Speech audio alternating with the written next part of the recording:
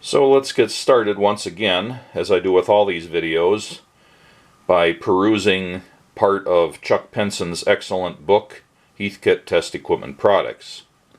I'll flip to the appropriate chapter, Analog VOMs, Multimeters, and Voltmeters. And here right on the first page of that is the EK-1, which was introduced in 1960, and they continued to make it up till 1977. This is a very simple VOM intended for the educational market. It went through a few variations over the years, but the circuitry I think is unchanged. The type of meter they used varied a little bit. You had this one with the rounded off corners, and one that was slightly keystoned, so narrower on the bottom than on the top, and then a small square meter, and then another keystone meter, but different than the top one. Chuck says the EK-1 was part of Heath's educational product line, or education product line, and in this case was aimed mostly at kids. The EK-1 is very simple, but is not a toy, and can provide limited but useful measurements. Measures DC volts from 0 to 500 in 4 ranges of 5, 10, 50, 100, and 500 volts. That's a typo, it's 5 ranges, not 4.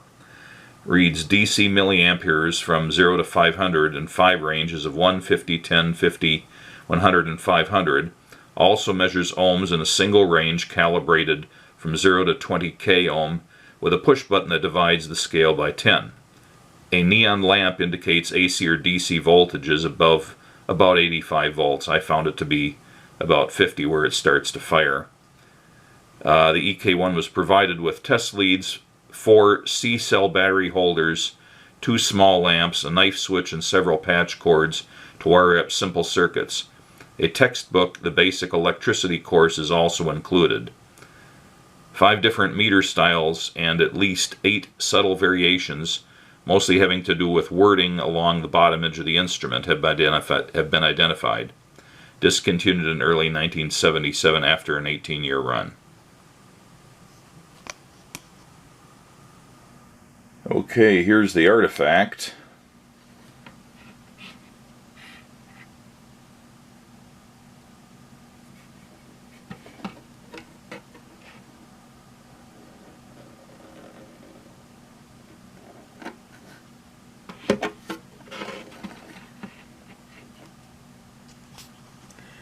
We have the meter movement, which is scaled for ohms on the top, with 0 being on the right, which is pretty typical, and then either a 5 or a 10 maximum reading scale, which is applicable to both DC volts and DC milliamps. You've got a switch which decides which side of the meter front panel will apply to the meter. If the switch is in the left position, then everything over here applies, well, except for the low ohms button. And if you have the switch to the right, then this stuff applies. And it doesn't matter when you're using this because the meter isn't even in use. Here you have the DC milliamps range switch. It goes 1, 5, 10, 50, 100, and 500 milliamps. And a dedicated set of terminals for that. And then on the right side you've got DC volts and ohms, 5, 10, 50, 100, 500, that's DC volts, and then ohms, there's only a single range. And then the terminals that apply to both DC volts and ohms. Here you have the ohms adjust for setting full scale. And then the neon lamp, which is just an AC voltage detector, and its dedicated set of terminals. And that's really everything on the front panel. The jacks take banana plugs, traditional banana plugs that is. They're very cheap jacks. Heathkit had some better ones they used on some of their more serious products, but this is really just an educational tool, not a instrument you would use for anything besides educational purposes, and it didn't merit the higher quality stuff. It would have made it too expensive, no doubt. This meter, as I received it, did not come with test leads, so I just did what I usually do for these and bought a pair of Elenco TL4 traditional test leads, really cheap ones from Amazon, but they do the job. I wouldn't use these for any serious piece of test equipment, but for having a set of leads to go with these vintage things that are really just display pieces, these do the job. So let's start out by testing DC volts. So I'll plug the positive in there and the minus in here. Okay, I've got the meter in 5 volts DC mode and range. Test leads in the appropriate jacks. Test leads are connected up to my power supply. I'm going to go up in 1 volt increments. I have to make sure the switch is in the right hand position so this side of the meter controls take effect. I know from playing around with this earlier that the meter appears to have some stickiness near the middle, which is mostly overcome by the time it gets upscale. Now, I did find that I had a lot of static charge on this, which seemed to cause it some irregularities as well. I could dial that out by using the zeroing screw here, but then it would act squirrely elsewhere. And I realized there was a strong static charge, so I used my old Zero-Stat gun, which I normally use to remove static from LP records in the old days. And it actually does a nice job of zeroing out static charges on things. Anyway, so I think I've got that done. Let's start cranking it up. I do expect it's going to be pretty inaccurate, and maybe more so in the middle of the scale than upscale. So I'm going to go to 1 volt. The meter's also very bouncing. It has no damping to speak of. Well, it's already reading low. It's reading shy of 1. You just wait for this thing to stop bobbing around. We're already reading a little over 1.5 when it should be 2. There's 3. It's reading about half a volt low. That should be 4. And that should be 5. Now in this instance, I don't think that's static. I think that's just resistor tolerances contributing to that. It doesn't seem to have the stickiness in the middle anymore, so maybe that was due to the static charge. Let's continue to go up. I'm going to change ranges. Go to the 10 volt range. Wait for it to stop bouncing around. So it's reading about 4 on the 10 volt range.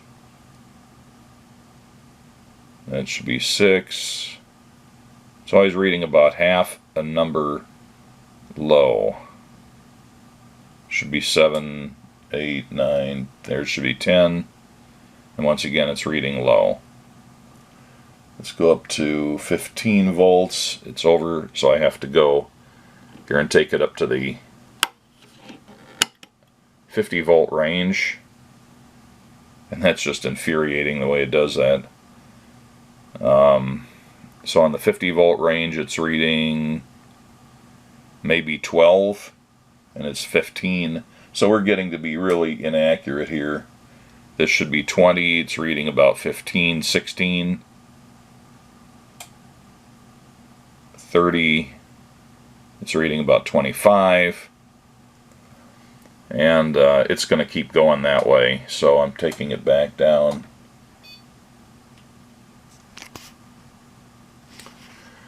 Okay, I've moved the switch to the left side, so now we're in milliamps mode. I have the test leads moved to the appropriate terminals. We're in the 1 milliamp mode, and I'm going to take it up to the 5 milliamp mode.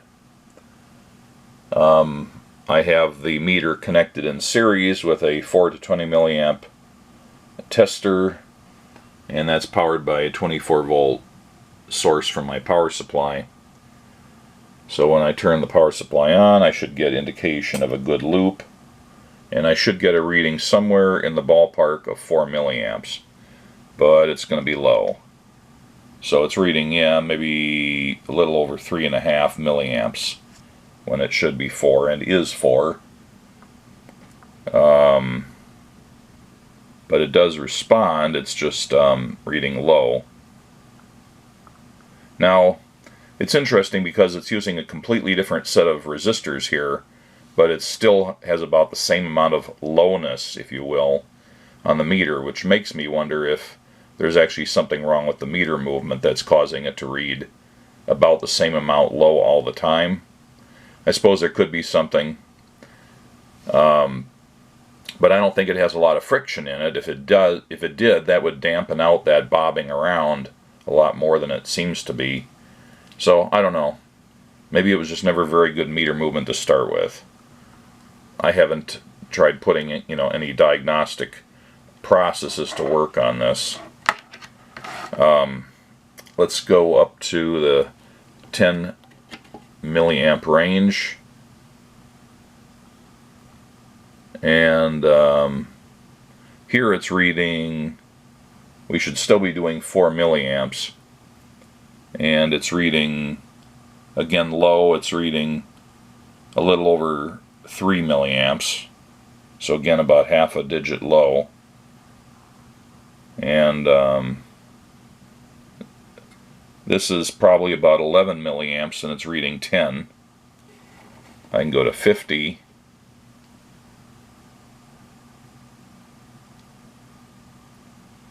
And once again it's reading low. It should be, right about now it should be 12 milliamps and it's reading 10. And I can go up to 20 milliamps. And again it's reading closer to 15, maybe 16 milliamps. So consistently low by about the same amount. Let's try it in ohms mode. I have the leads moved back to the right side. I need to move the switch to the right. I have the leads connected to my Heathkit decade resistance box. And there's only the one range for ohms.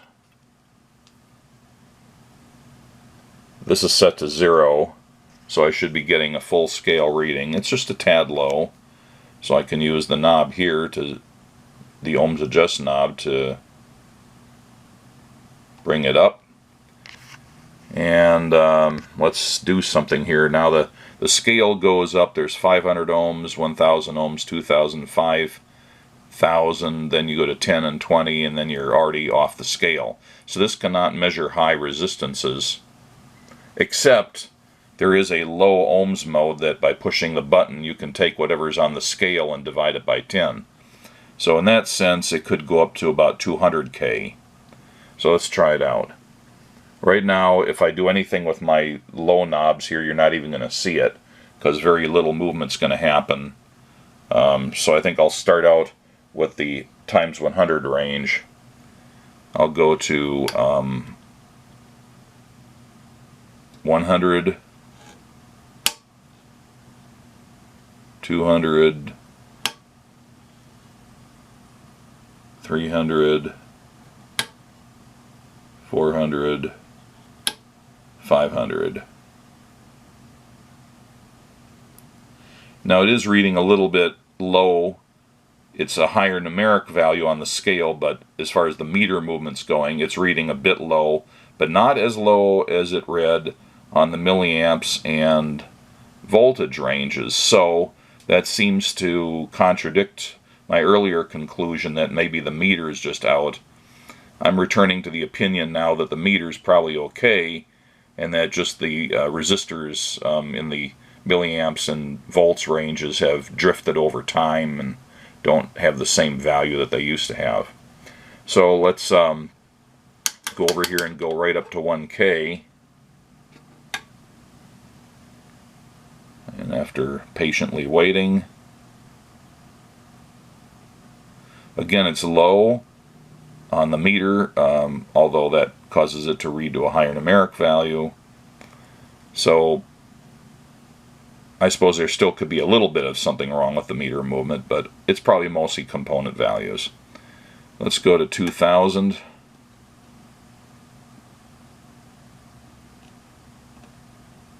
Three, 4. No, it's showing 5K, but where it's actually 4K that's connected.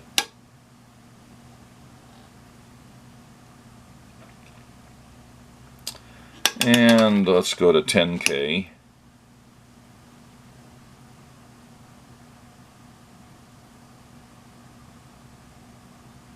In that case, it seems to be just about right on, but again, this is hardly a precision scale or anything.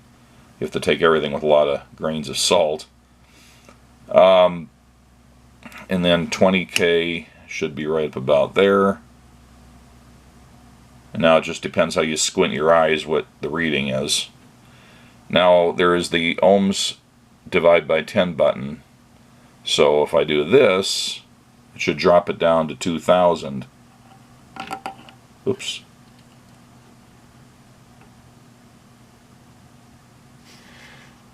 Well, I had it wrong. I thought that would give you a higher range, but what it's actually doing is giving you a lower range. It does say low ohms, but then it says divide scale by 10. So you would think that if you're on 20K that you would divide that and get 2K, but what they actually mean is going the other direction. So I'm now giving it 1K and it's reading somewhere in the ballpark of 1K. If I push the button, it'll swing down here. Switch is a little iffy.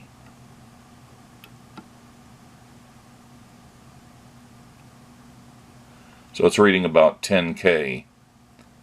So what they want you to do is take the reading you're getting and divide by 10. So 10K reading would be 1K.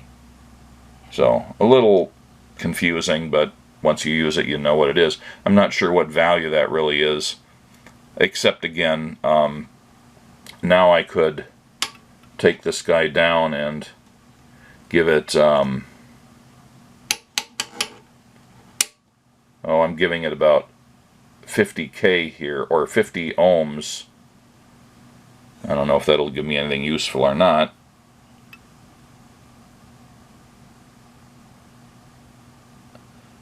Alright, well, suppose that's actually 500, so then you could divide that by 10 and say, okay, it's 50 ohms. So that is how you get lower readings on here, lower than 500 substantially.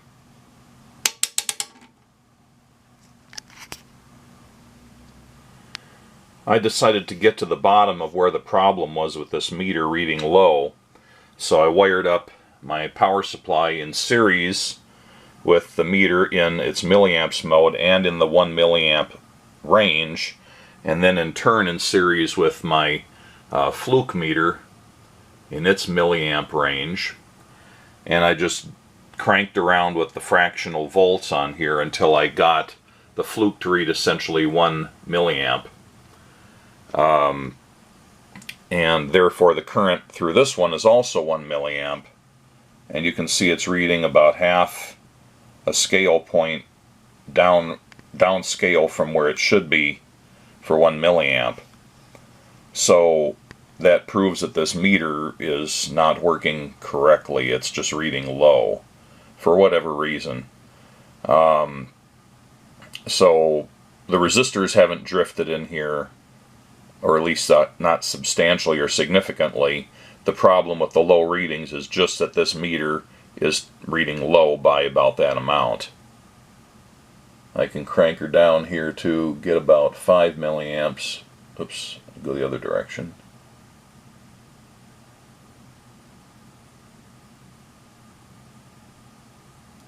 That's pretty close to 5 milliamps, and it should be reading here. So once again, it's about 1/2 scale or great scale division to the left. So all those inaccuracies we saw during the demonstration are due to the meter movement not working quite right. And I don't think there's anything I can do to remedy that. So this meter doesn't have any kind of rectification in it, and therefore it cannot display AC milliamps or AC volts. The only thing it has for AC is a neon bulb with a series resistor connected between these two terminals. I'm going to turn my light off here. I have the test leads going to my AC access panel, which is in turn connected to my variac. I'm going to turn the switch on here, and let's see what happens with the light as I turn the voltage up.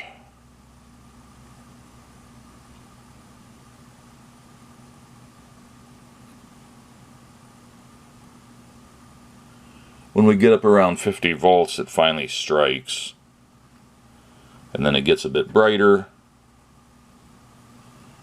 We're up around 120 volts here. So you get a pretty clear indication, although it washes out very quickly with any kind of room lighting. It's a little harder to see. So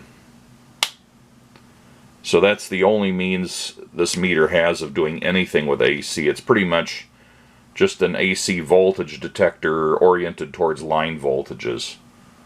You could use it to see, you know, if there's AC power available or something, but that's all it's good for.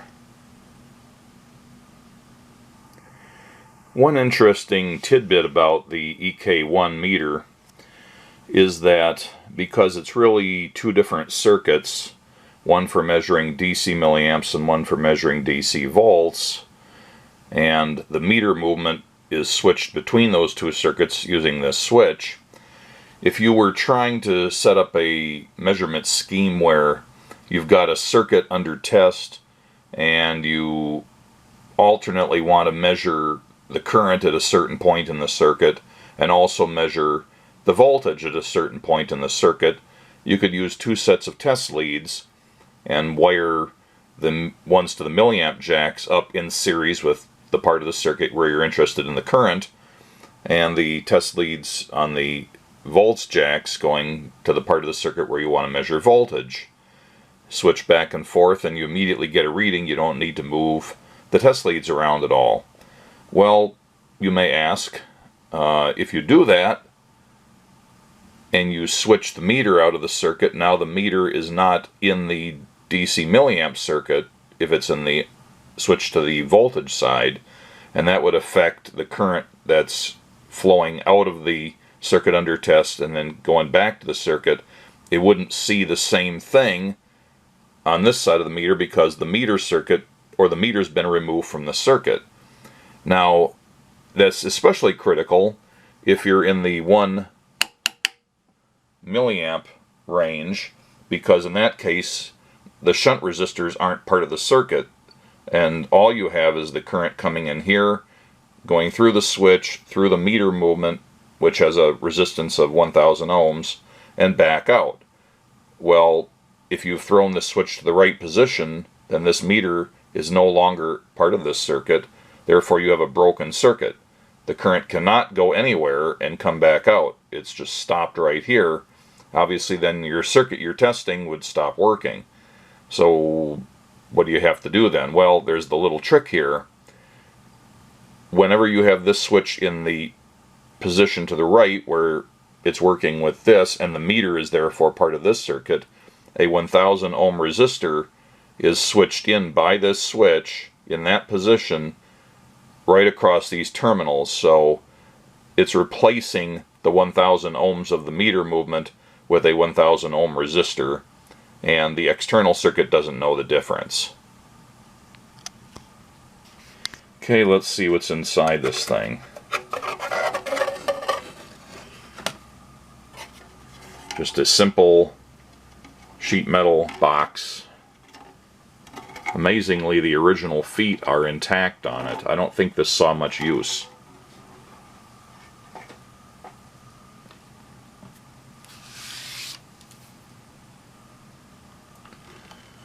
Okay, here's the inside of it.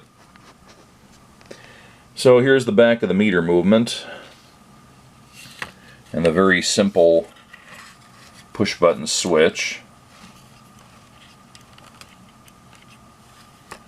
Here's your ohms adjust pot and the battery holder, just like the ones that are used in the Heathkit VTVMs, and it's a D cell, or a C cell rather. There's all your terminals with just press nuts. Same thing for the neon bulb holder. The resistor for the neon bulb is just sort of floating out in space without any support for the other end of it. Although the wires are stiff enough, it's really pretty much okay that way.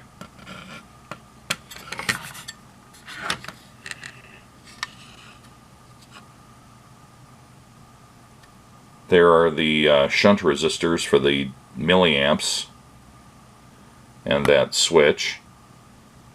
And there are the resistors in the voltage divider for the DC volts. And then the selector switch for left and right side of the meter. Once again, there's a little bit rough and ready stuff in here, but basically it's been assembled okay. The resistors all seem to be wire wound types. There's no carbon comps in here. And usually I see that the carbon comps are the ones that drift, not the wire wound ones so much, but anyway, you can only expect so much, right? And that's really all there is to it.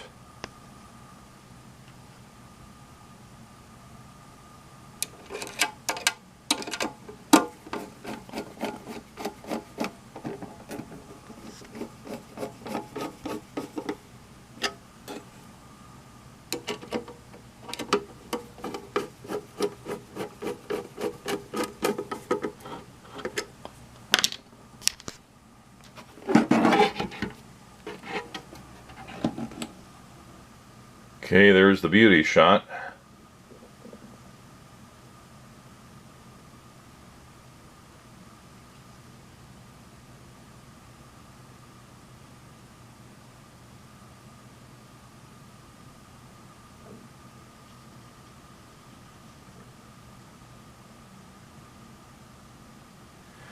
Okay, let's take a look at the manual. Now this is a reproduction of the manual done by manualman.com. I believe they're using the original artwork that would have been on the original manual. And this is part of an educational series. The model EK-1 is not really the model of the meter so much as it's the name of the entire course in basic electronics. And the meter is just something you get and build as part of the course. So it's basic electricity, one of a series of learn-by-doing educational kits prepared especially for individual home study or group classroom instruction. 1959. The EK-1 kit and manual has been especially prepared to provide you with useful training material in the field of electricity and electronics. So the instruction process just starts with some simple series and parallel circuits, and you end up building a direct current milliammeter at the end of that, and then you talk about direct current voltage measurements and verifying Ohm's law and the DC maximum power transfer theorem, and how you can check appliances and automotive circuits. So there's the usual basic soldering instructions, and then we launch right into electricity in series and parallel circuits, simple picture of an oxygen atom, and then you start out building the battery holder. And now you have a power source for your basic experiments.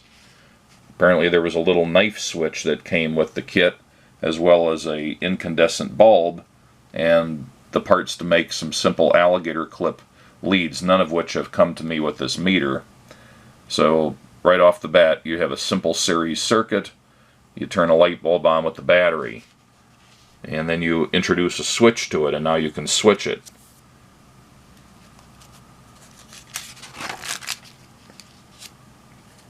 It talks a little bit about how the battery works and the idea of explaining electrical pressure or voltage.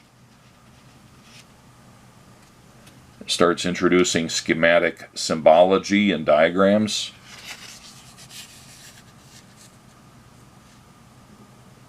Getting into current, describing it in terms of flow through of water past a meter. And then we start doing some series circuits where apparently this thing came with more than one battery holder. So you could connect batteries in series, or you could connect cells in series and make a battery. And it now starts showing the correct symbol for a battery as being a combination of cells, and has the switch and the light bulb. And it shows electron flow, which is interesting because while that's physically correct, the normal convention, unless you're getting into deeper theory, has current flow going the other direction, out of the positive side of the battery. But here they're dealing with electron flow. And it talks a little bit about fuse panels, and now we start doing some things with parallel. We still have the batteries, or the battery, and then we start putting lamps in parallel. So apparently the kit came with the additional sockets and light bulbs. Now we have the bulbs in series.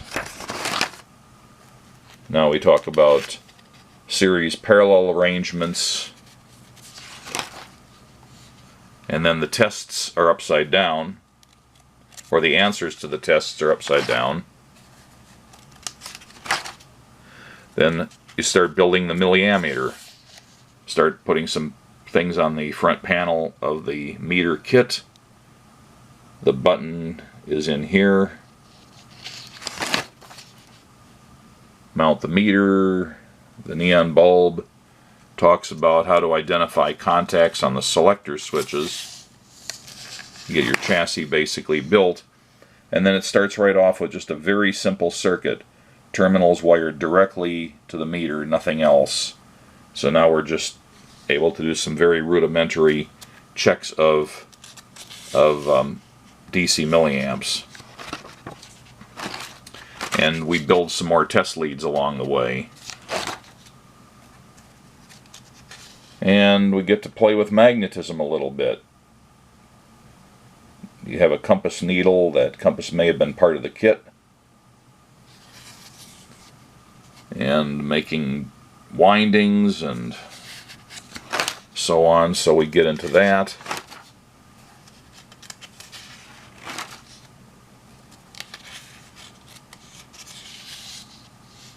And now we say, well, let's start measuring voltage.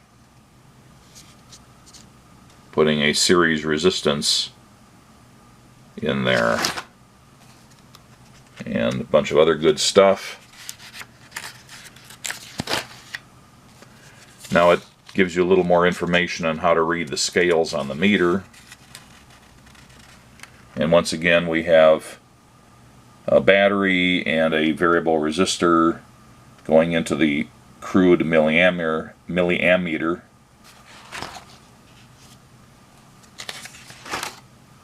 Starts throwing a little math at the kids, some basic Ohm's law stuff.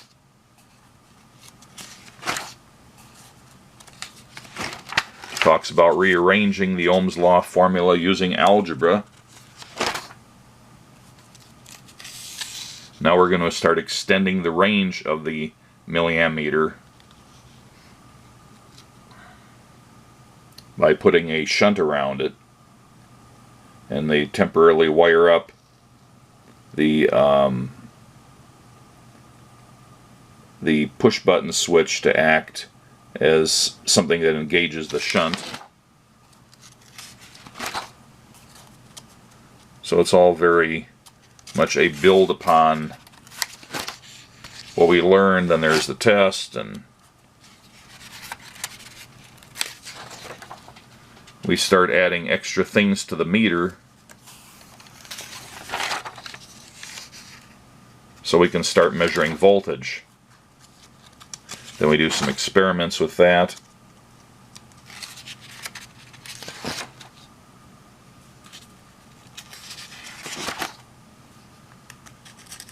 Teaches you how to read resistor color codes, figuring all that out.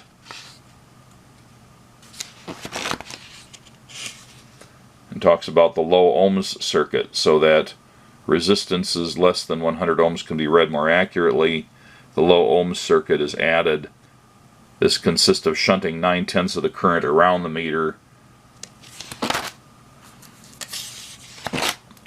Then we start wiring up more stuff, so we get a proper milliammeter circuit.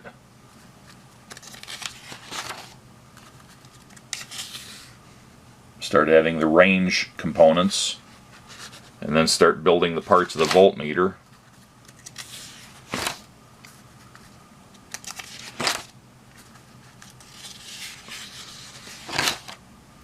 And then the AC indicator.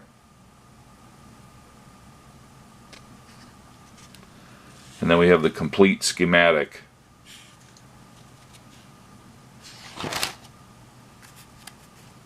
And the final wiring diagram.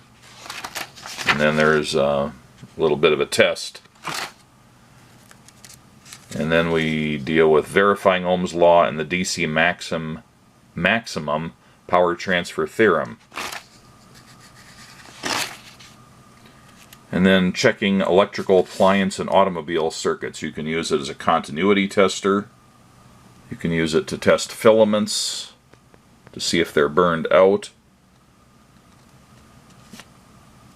How to check a toaster and its power cord, or a flat iron power cord, a waffle iron, heating pad, clock, fan, vacuum cleaner. How to do voltage tests. Check your automobile battery. How to deal with reversed leads.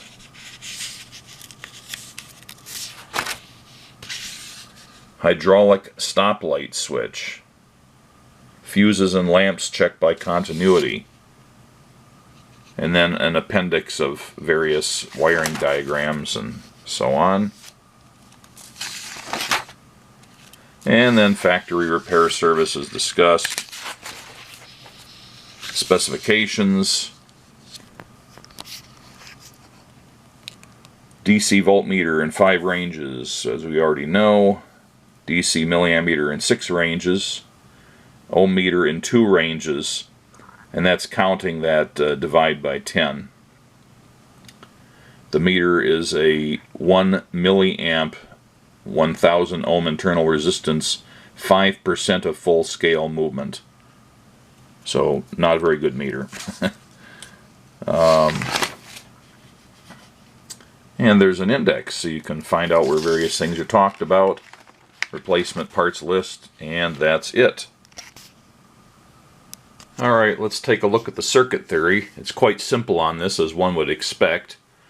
Now I've shown this as 1, 2, 3, 4 separate circuits for clarity, but in reality the meter is shown 1, 2, 3 times here, and it's isolated from the different parts of the circuit by contacts in the slide switch. So also the plus and minus terminals used for DC volts are the same terminals used for the resistor under test when you're in the ohms mode. You can see that marked out here. For example, the minus terminal goes to switch contact D, and here the minus contact goes to switch contact D, and switch contacts B and E for plus and minus are always consistent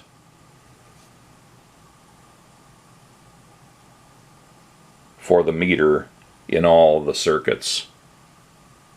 Okay, back to the DC volts. Very simple. Unlike pretty much any other voltmeter circuit, it does not use a series resistor voltage divider. Instead, it has a dedicated resistor for each of the 5 ranges. And that probably is done to keep Ohm's law simple so beginning students can figure it out easier.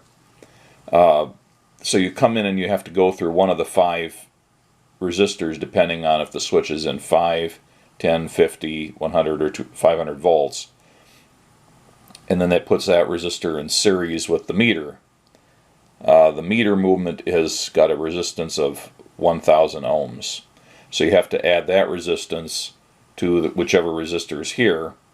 So let's say you're in the 5 volt range.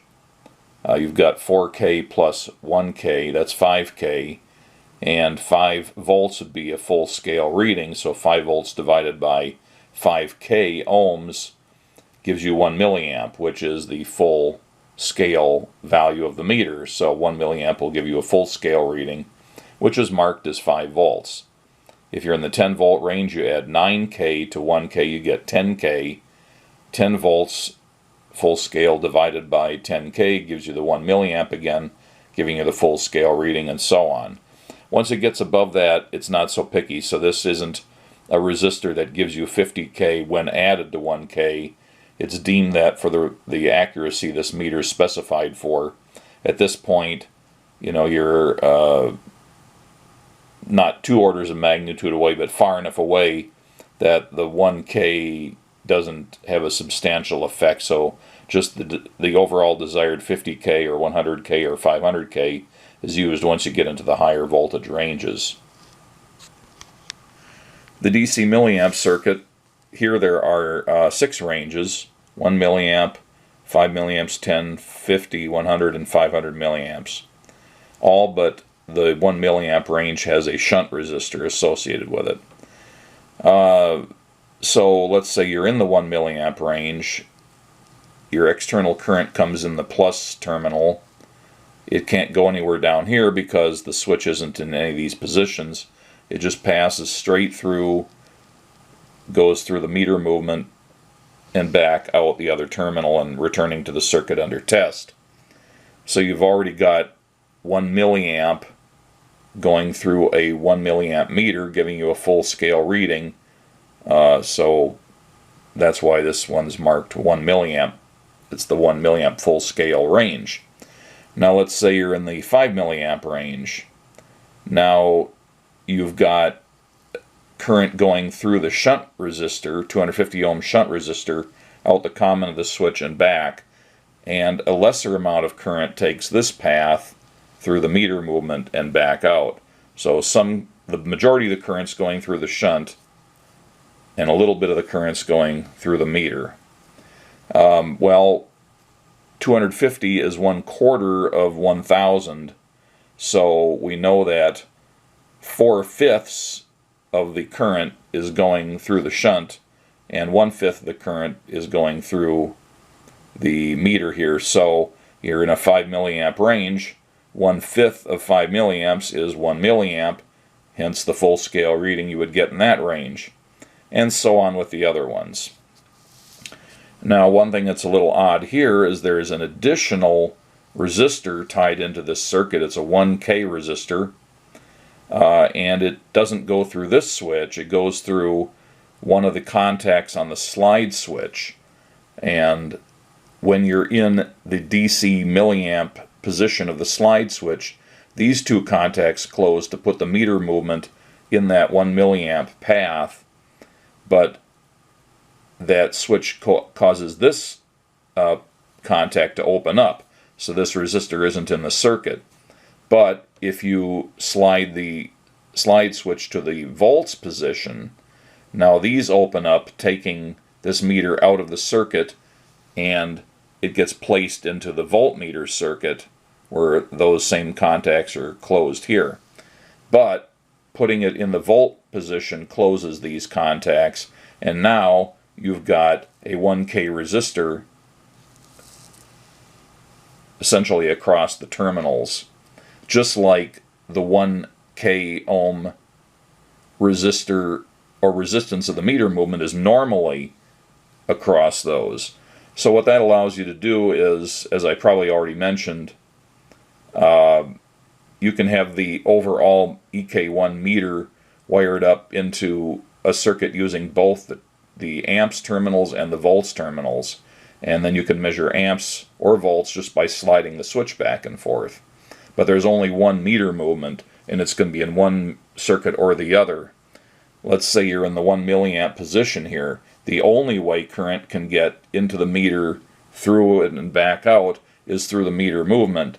Well, if you're trying to test a circuit and you're measuring the voltage at the moment, but it still has to have current going through here to satisfy the other part of the circuit, now this resistor gives that current a place to go, and it's the same resistance as the meter movement, so the external circuit doesn't see any difference in resistance or impedance on the between the milliamp terminals, regardless of whether the switch is in the ohms or milliamps position.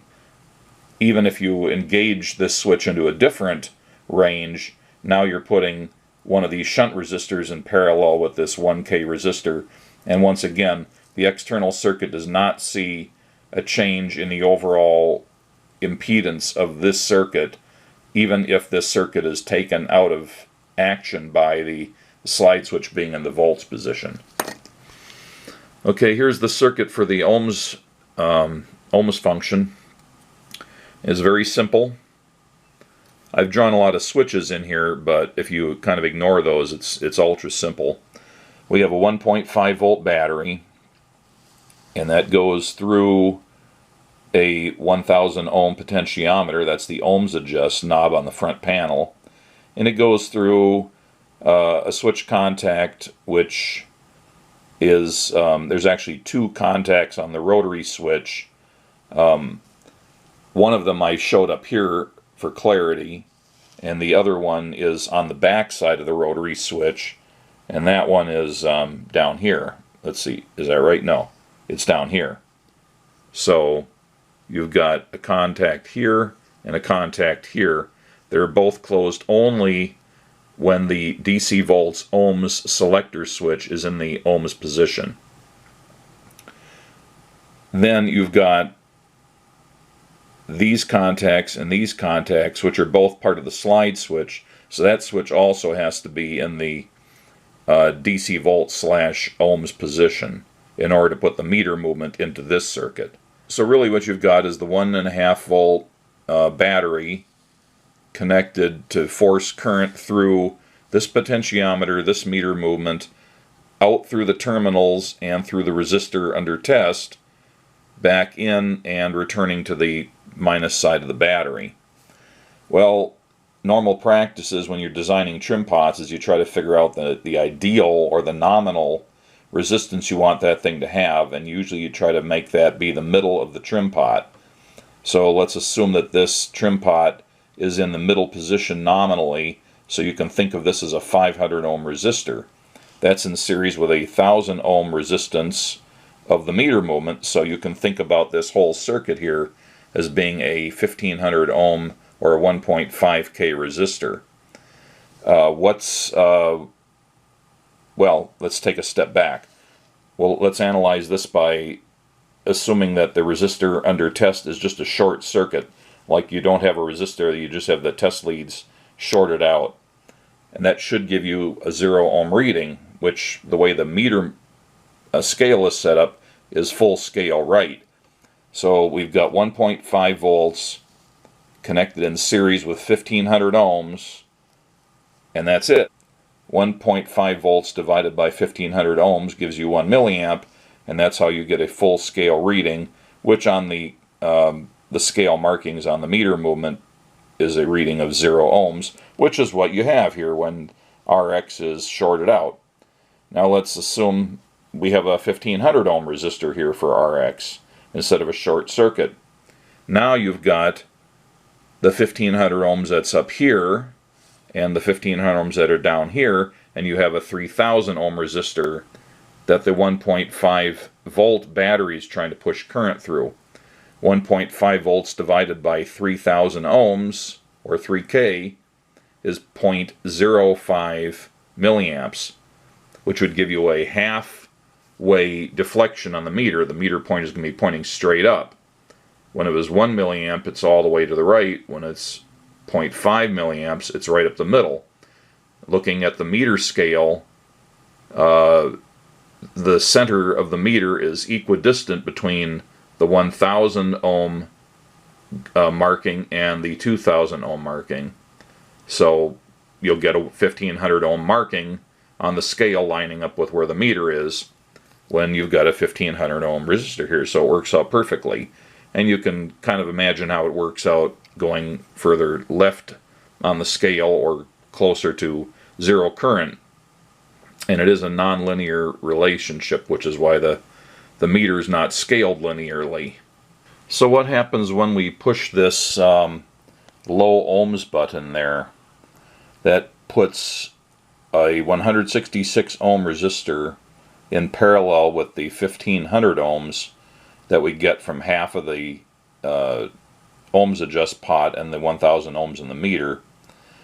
So if we do the math on that, this whole thing ends up looking like a 150 ohm resistor as far as the rest of the circuit is concerned. So let's say we put a 150 ohm resistor out here. We know that this is a divide by 10 function, the low ohms. So, and we know that without this pushed, a 1500 ohm resistor down here gives us a mid-scale reading. So let's put a 150 ohm resistor here. So now we have effectively 150 ohms in series with another 150 ohms, 1.5 volts, and that's 300 ohms. 1.5 volts divided by the 300 ohms gives us 5 milliamps flowing through this whole thing. But we do have these two paths here. 166 ohms is 1/9 of the 1500 ohm resistance here. So 9/10 of the current flows through this like a shunt. And what did I say we had? We had 5 milliamps flowing overall. So 9/10 of that goes this way, and only 1/10 goes this way. 1/10 of 5 milliamps is the 0.5 milliamps, which will give us the half-scale reading again, and that'll be pointing at 1500 ohms on the scale. But because we're pushing the button, we know we have to divide that by 10 to get the actual resistance reading. 1500 ohms indicated divided by 10 is 150 ohms, which is what we would have had here for Rx. So that all makes sense. There's one more thing to talk about here, and that's the circuit for the AC indicator. It's just this dedicated pair of terminals, a neon lamp and a 470K resistor in series, and that's pretty conventional if you're assuming 120 volts AC out here to get a good nominal value of current through the neon. 470K is a real common value. So it's just a current limiter so you don't burn out the bulb here by having excess current going through it. So it'll light up down to about 50 volts as was shown in the demonstration, and it can go higher, but really this is intended for testing whether you have 120 volts when you're troubleshooting an appliance or something.